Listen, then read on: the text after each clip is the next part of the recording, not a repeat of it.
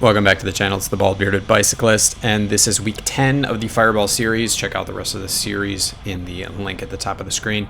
So this week I was in a mentally weird place, and we're going to show you how that shows in my racing tactics, just when your mind's not in it. This one starts with Jim and Mike Maywalt. You can see they're making their first turn. They attacked right when we started. We're only 40 seconds in, and they got a gap.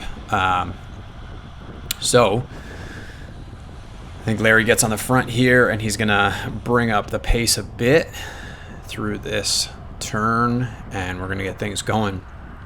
So I had some personal stuff going on this week, and honestly I was not even sure I wanted to show up, but being on my bike always helps with going through emotional stuff. I think a lot of people who cycle find that that's good for their mental health, and I just wanted to come out and give it a go, but I just wasn't fully there mentally, wasn't ready to make the kind of race decisions you need to make in a split second to really make something happen in a race. So I'm just trying to close up this gap here, and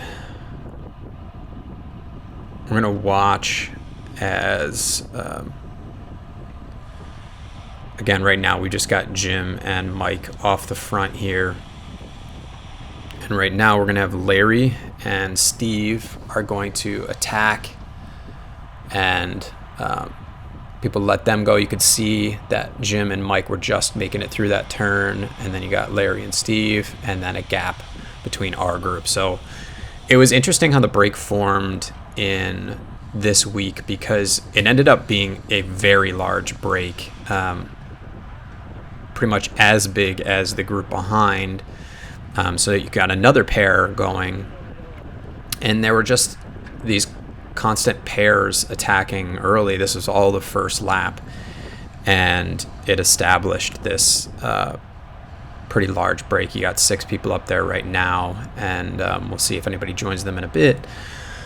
But we only got 1, 2, 3, 4, 5, 6. I think we've got like 7 or 8, maybe 8 people in this group behind. So I got kind of boxed in here. I would have liked to have followed Todd's wheel as he tried to bridge across here, and so I'm looking for an opening. Luckily these guys pick it up a little bit, and then as they slide over, I think I'm trying to find an opening here to get up there. But luckily they're keeping the pace high anyways. But then I'm gonna just attack over and make sure that I don't let Ty get away from me again. If you haven't seen any of the standings, the James and Drew, who were just on the front of our pack there, they pretty much have spots 1 and 2 locked up, and then there's a few of us fighting for that third podium spot, including Todd, myself, and Moose, who is currently in the break, so that's not good for me. But I got to kind of keep an eye on Todd if I kind of already let Moose go. So now we are, this group's coming back together. And in the second lap is really getting going here. Just jumping ahead a bit. So we are near the end of the second lap now. And we're going to get a few little attacks here. So Tyler's going to try to bridge. Todd and I are going to go with. And you can see how close that break actually is to us right now. I think most of us could have just brought them back at this point if we wanted to. I mean, they are not that far. I mean, I'm only going 200 watts in the wheel here, so I could have jumped across. I'm sure Todd could have brought them back. Just none of us wanted to commit to bringing them back solo. You do have James attacking here. But I think, as everyone kind of gets in his wheel, he's going to realize that he doesn't want to bring everybody up to them either. You can see we just slow up again. But we are very close to that group. If I had an opening on the right, if I had gotten maybe fully to the back there, it would have been a good opportunity to jump across. Again, just mentally, I wasn't there today. I mean, that would have been the spot. I try to attack here. I actually see James look over, and I just stop immediately. Like, I think I just assumed he was going to jump on my wheel, and it would have been burning a match. But I had gotten up to 30 miles per hour before I was passing. I should have just maybe gone for it. But here I was trying to keep an eye ahead. I saw Chris trying to go, jumped on his wheel a little bit, and then tried to jump around so we could get a little bit more of a gap. And I think we did have one, but it was very short-lived here. And you'll see I think my wattage starts dropping here as I realize everybody's on us. And then just a bit further, we have James and Drew attack over. And Chris follows. And again, thinking about the standings, like, I just don't really care enough to chase James and Drew at this point.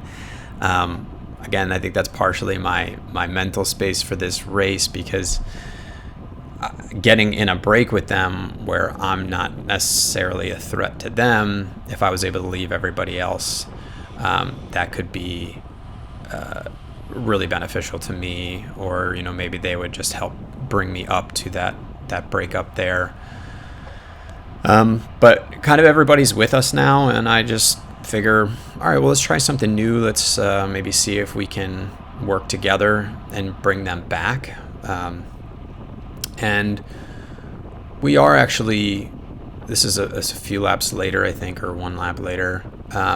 We were actually working well together.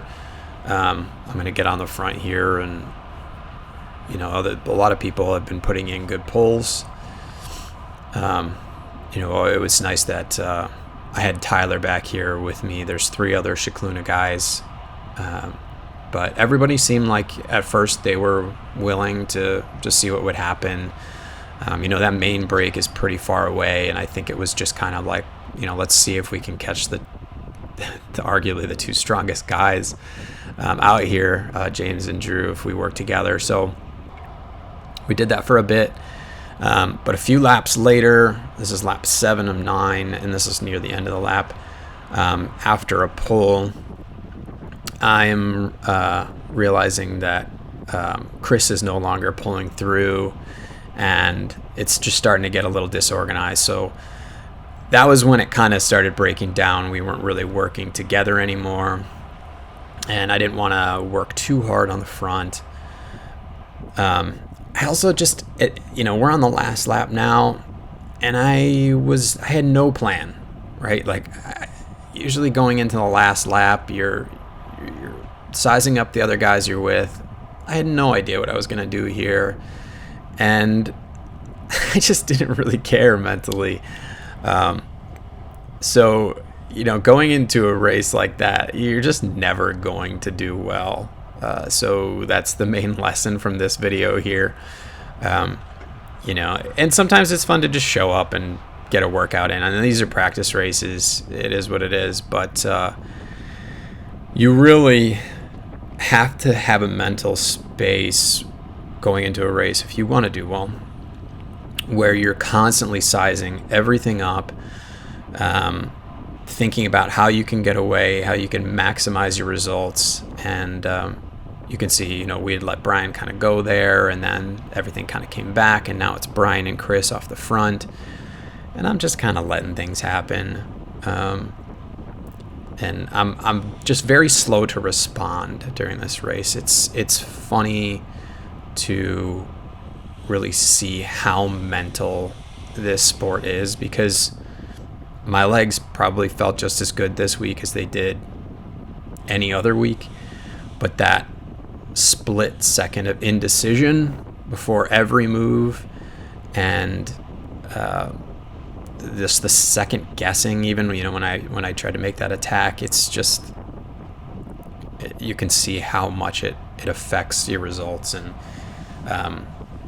missing the break is gonna cost you on these types of races. So now I'm just kind of content hanging out behind these guys. I'm thinking about maybe when to attack. I had left too much of a gap. I think I was thinking that Todd wasn't going to go for quite a while, and I was maybe trying to open up a sprinter's gap.